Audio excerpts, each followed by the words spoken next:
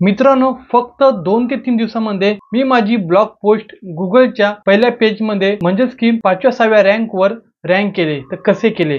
मी कशाप्रकारे पोस्ट लिहिली, कोणत्या कीवर्डचा वापर केला, माझी कोणती वेबसाईट आहे, त्याचं मी पूर्ण तुम्हाला विश्लेषण सांगणार आहे आणि लाईव्ह डेमो दाखवणार आहे. याच्यामध्ये मी काय ब्लर नाही करणार, माझ्या वेबसाईटचं नाव ब्लर नाही करणार. तुम्ही स्वतः गुगलमध्ये जाऊन चेक करू शकता ती कोणाची वेबसाईट आहे.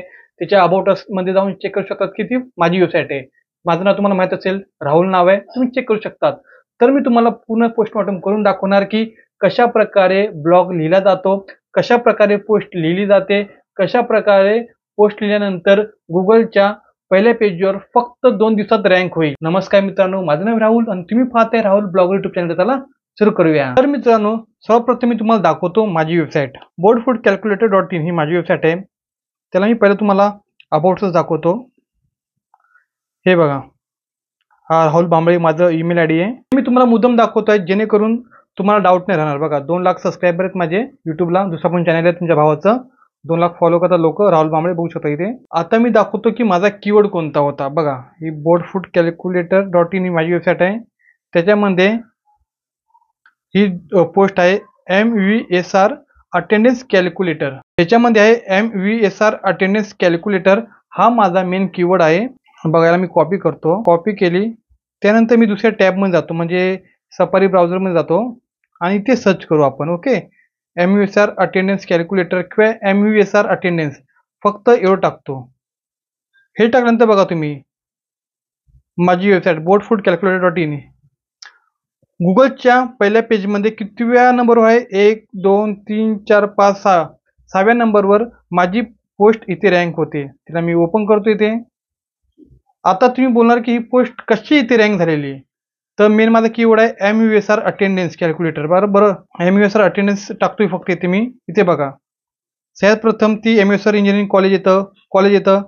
इथे अटेंडन्स शब्दच येत नाही. बघा, मी जो माझा कीवर्ड आहे MVSR अटेंडन्स, तो इथे आहेच नाही. MVSR अटेंडन्स आहेच नाही. त्यावरून समजायचं की तुम्ही ह्या कीवर्डवर काम केल्यानंतर तो कीवर्ड गुगलच्या पहिल्या पेजवर 1 ते 2 दिवसामध्ये नक्की येईल.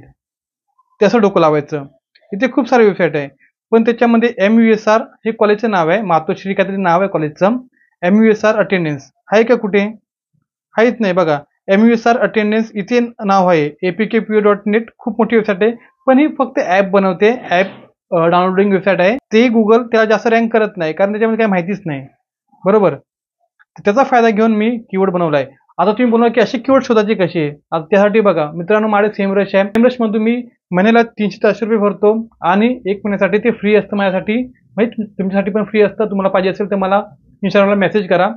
लिंक डिस्क्रिप्शनमध्ये आहे इंस्टाग्राम आयडीची. तिथे मेसेज करा. मी तुम्हाला पूर्ण नॉलेज दिले की कुठून तुम्ही सेमरश घेऊ शकता. सेमरश खूप चांगला आहे. त्याच्यातून तुम्ही कीवर्ड रिसर्च करू शकता, म्हणजे रेडीमेड कीवर्ड भेटतील. फक्त तिथे काही फिल्टर लावायला लागतील, नंतर रेडीमेड कीवर्ड भेटतील तुम्हाला.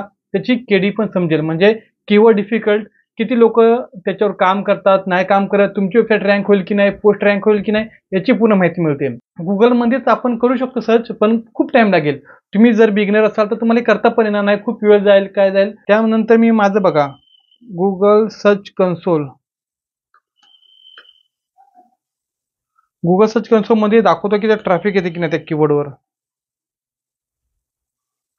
माझे कीवर्ड बिंदास बघा, असं नाही की मी माझी वेबसाईट शो केल्यानंतर खूप त्याच्यावर लोक बॉटने अटॅक करतील किंवा तशी वेबसाईट बनवतील, मला फरक पडत नाही.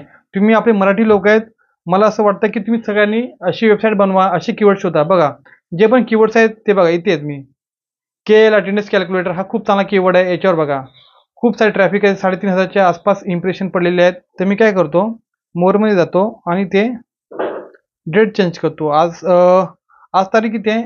आज 12 तारीख आहे. मी 7 तारीख करतो. 7 ते 10 पर्यंत,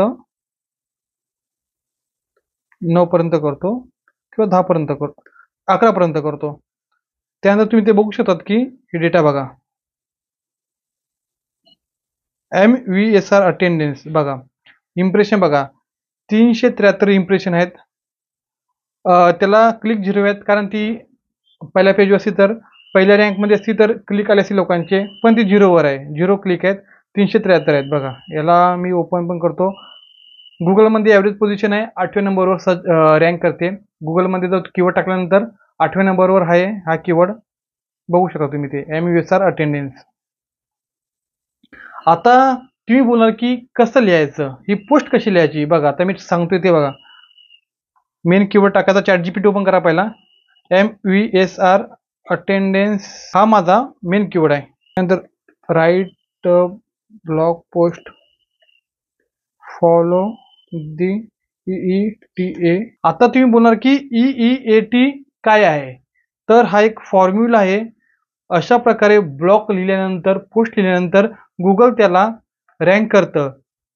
बघा त्यांनी काय दिलं आहे बघा. MUSR attendance calculator H1 tag आहे बरोबर. त्यानंतर पॅरेग्राफ दिलेला थोडासा. त्यानंतर बघा सेकंड H2 टॅग आहे बघा. What is MUSR attendance calculator. जो आपण मेन कीवर्ड घेतलेला आहे त्याच्याच आधारे ते पूर्ण माहिती लिहायची असते. आता आपण काय करतो, आपला मेन कीवर्ड सीड कीवर्ड वेगळा असतो आणि ती भरती दुनियाभरची माहिती आपण आपल्या पोस्टमध्ये टाकतो, तर ते गुगल त्याला रँक करत नाही. म्हणून EEAT फॉर्म्युलाचा वापर केल्यानंतर आपण काय कसा करायचा बघा. चॅट जीपीटी आहे तिथे फक्त टाका EEAT ऑप्टिमाइज. तिथे फक्त EEAT टाका. तुम्हाला पूर्ण ब्लॉग पोस्ट तयार करून मिळेल कशा प्रकारे लिहायची. पण भावांनो, ती ब्लॉग पोस्ट कॉपी करून तुम्ही तुमच्या याच्यामध्ये टाकायची नाही, कारण ती चॅट जीपीटी करतं, एआयच्या मदतीने केली जाते. ते रँक होणार नाही. गुगल तुम्हाला तुमचा अकाउंट सस्पेंड पण करू शकतं. मी काय करतो, इकडनं फक्त मेन हेडिंग घेतो आणि जो पॅरेग्राफ असतो तो आपल्या मनाने लिहायचा असतो. तो आपण इंग्लिशमध्ये वाचायचा, मराठीमध्ये आपण गुगल ट्रान्सलेटचा वापर करून लिहायचं, मग त्याला आपल्या भाषेमध्ये इंग्लिशमध्ये कन्वर्ट करून टाकायचं असतं. असं नाही की हे करून लाईन टू लाईन आपण कॉपी करून आपल्या वेबसाईटमध्ये पेस्ट केलं, असं नाही चालणार. फक्त तुम्ही आयडिया घ्या, माहिती घ्या. फक्त हेडिंग सेम लिहिली तरी काय नाही. H1 H2 टॅग आहे, आपली हेडिंग सेम लिहा. त्याच्या पाठी जो लिहायचं असते, म्हणजे बघा features of MUSR attendance calculator बरोबर. तर खाली फीचर्स दिल्या बरोबर. Instant result with high accuracy. तर आपण लिहू शकतो मराठीमध्ये की हा कॅल्क्युलेटर वापरल्यानंतर आपल्याला ॲक्युरेट माहिती मिळते. मग त्यालाच आपण इंग्लिशमध्ये कन्वर्ट करून इथे टाकायचं असतं. हे असं तुम्हाला नॉलेज होऊन जाईल. तुम्ही फक्त प्रॅक्टिस करा, तुम्हाला मिळून जाईल. चॅट जीपीटीचा वापर करा भावानं एआयच्या दुनियेमध्ये. म्हणजे चॅट जीपीटीचा वापर तुम्हाला असं नाही की कॉपी पेस्ट करण्यासाठी. कॉपी पेस्ट जर केली तर तुमचा ब्लॉग रँक होणार नाही, तुम्ही गुगलमध्ये रँक पण होणार नाही. फक्त आपला अंदाज घेण्यासाठी, आयडिया मिळवण्यासाठी, कशा प्रकारे ब्लॉग पोस्ट बनवायचे, कशा प्रकारे पोस्ट बनवायचे आहे, कशा प्रकारे EEAT फॉर्म्युलाचा वापर करून पोस्ट ऍड करायची आहे, त्याची माहिती मिळवण्यासाठी चॅट जीपीटीचा वापर करा.